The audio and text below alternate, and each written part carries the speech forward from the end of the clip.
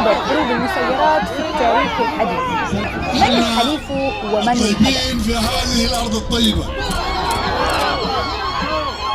المشهد كالتالي: مشروع زراعي ضخم في منطقة شرق العوينات بالصحراء الغربية، مسيرات تنطلق فوق حقول قمح شاسعة.